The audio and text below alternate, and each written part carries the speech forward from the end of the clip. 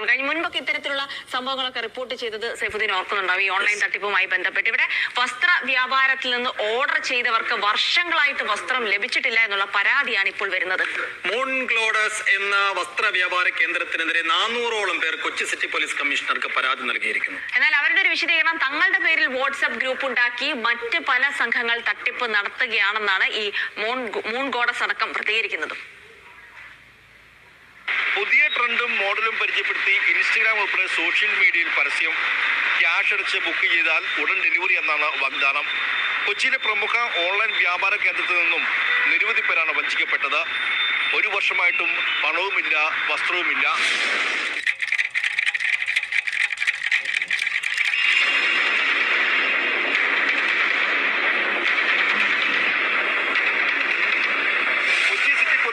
ലഭിച്ചവട്ടെ 486 പരാതികൾ. ഈ വഞ്ചിക്കപ്പെട്ടവരിൽ 90% സ്ത്രീകളും.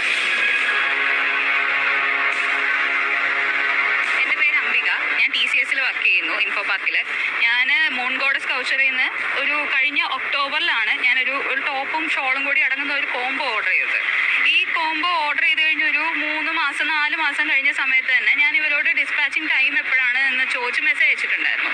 അപ്പോൾ അവർ റെസ്പോണ്ട് ചെയ്തതെന്ന് പറഞ്ഞാൽ ഇപ്പോൾ ഡിസ്പാച്ച് തുടങ്ങില്ല, 70 to 90 വർക്കിംഗ് ഡേയ്സ് ആണ് വേണ്ടതെന്ന് പറഞ്ഞു. അപ്പം ഞാൻ പറഞ്ഞു, നിങ്ങൾ പറഞ്ഞ സമയം കഴിഞ്ഞതുകൊണ്ടാണ് ഞാൻ നിങ്ങളോട് ചോദിക്കുന്നത്. 70 to 90 വർക്കിംഗ് ഡേയ്സ് എന്ന് പറഞ്ഞാൽ 6 മാസത്തിൽ കൂടുതൽ എന്തായാലും അത് എടുക്കില്ല.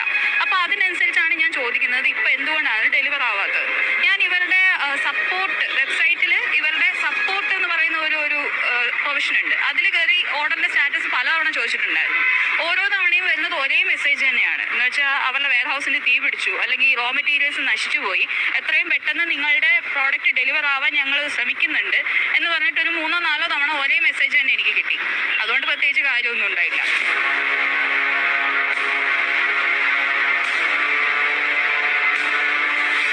എൻ്റെ പേര് ലിസി. എൻ്റെ വീട് ഇവിടെ എറണാകുളത്ത് ചിറ്റൂര് തന്നെയാണ്. ഈ മോൺഗോഡസ് എന്ന് പറയുന്ന സ്ഥാപനത്തിൽ ഞാൻ ഫെബ്രുവരി 21-ാം തീയതി ഓർഡർ ചെയ്തതാണ്. ഞാൻ ക്രെഡിറ്റ് കാർഡിലാണ് ഓർഡർ ചെയ്തത്, ഞാനും ഫ്രണ്ടും കൂടി. EMI ഇട്ടിട്ട് അതുപോലും അടച്ചു കഴിഞ്ഞു. പക്ഷെ സാധനം ഇതുവരെ ഞങ്ങൾക്ക് കിട്ടിയിട്ടില്ല. ഇന്നേക്കിപ്പോൾ ഒരു 230 ദിവസം കഴിഞ്ഞു. ഇതുവരെ ആ സാധനം കിട്ടിയിട്ടില്ല. അവരെ വിളിച്ചാലും കിട്ടത്തില്ല, അവർ റെസ്പോണ്ട് ചെയ്യത്തില്ല. മെയിൽ അയച്ചാലും അവർ റെസ്പോണ്ട് ചെയ്യില്ല. ഒരു ഇതുമില്ല. ഇത്രയും നാളായിട്ട് ഒരു വിവരം ഇല്ല അതിനെക്കുറിച്ച്. ഓഫീസിൽ മറ്റാർക്കെങ്കിലും ഇതേ അനുഭവം ഉണ്ടോ? അതെ, ഉണ്ട്. ഞങ്ങളിപ്പോൾ 1-2 പേരായി ഇത് തന്നെ. ഇപ്പോൾ കഴിഞ്ഞ ദിവസം ഞങ്ങളുടെ ഇവിടുത്തെ ഒരു ലേഡി തന്നെ ഇതേപോലെ അവിടെ ചെന്ന് കസ്റ്റമൈസേഷൻ കൊടുത്തതാണ്. 10,000 രൂപയുടെ ഫ്രോക്കായിരുന്നു.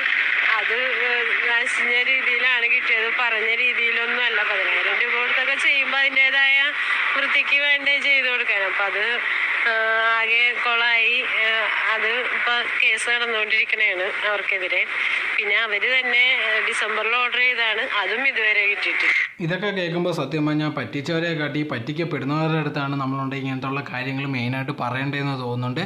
കാരണം നമ്മളിപ്പോൾ നോക്കിക്കഴിഞ്ഞാൽ ഒരുപാട് ട്രസ്റ്റ് വർത്തിയായിട്ടുള്ള ഒരുപാട് ആപ്പുകൾ, സൈറ്റുകൾ, അങ്ങനത്തുള്ള ഒരുപാട് എണ്ണം ഉണ്ട്. എന്നിട്ട് പോലും ഉണ്ട് ഇത് കണക്ക് ഏതെങ്കിലും ഒരു ഇൻസ്റ്റാഗ്രാം പേജിൽ വരെ എന്തെങ്കിലും ഒരു ഫോട്ടോ എന്തെങ്കിലുമൊക്കെ കണ്ടു കഴിഞ്ഞാൽ ഉടനെ അതിലേക്ക് ചെന്ന് വീണ് ആദ്യമേ തന്നെ അതിൽ പൈസ കൊടുത്തിട്ട് അത് ഉറപ്പുണ്ടോ തിരിച്ച് കിട്ടുമോ, അല്ലെങ്കിൽ അവർ സത്യസന്ധമാണോ ഒന്നും ചെക്ക് ചെയ്യാനൊന്നും ആരും നിൽക്കത്തില്ല. ഇവരുണ്ടെങ്കിൽ ഉടനെ പൈസ കൊടുക്കും. എന്നിട്ടുണ്ടെങ്കിൽ അവസാനം തട്ടിപ്പായി പ്രശ്നമായെന്നും പറഞ്ഞ് വരികയാണ് ചെയ്യുന്നത്. അതല്ലാതെ എത്രയുണ്ടെങ്കിൽ നല്ല രീതിയിലുള്ള ആപ്പുകളും കാര്യങ്ങളൊക്കെ ഉണ്ട്, അതിനകത്ത് നല്ല ഓഫേഴ്സും അല്ലെങ്കിൽ നല്ല സാധനങ്ങളൊക്കെ കിട്ടും. എന്നാൽ പോലും അതൊന്നും വേണ്ടാതെ ഇതേ കണക്ക് കാണുന്ന ഏതെങ്കിലും ഒരു ഇൻസ്റ്റാഗ്രാം പേജിൽ ഏതെങ്കിലും ഒരു ഫോട്ടോ ഉണ്ട്, അത് കൊള്ളാമെന്ന് പറഞ്ഞിട്ട് അതിനകത്ത് ഓർഡർ ചെയ്യുക, 6-7 മാസമൊക്കെ വെയിറ്റ് ചെയ്ത് നിൽക്കുന്നുണ്ട്.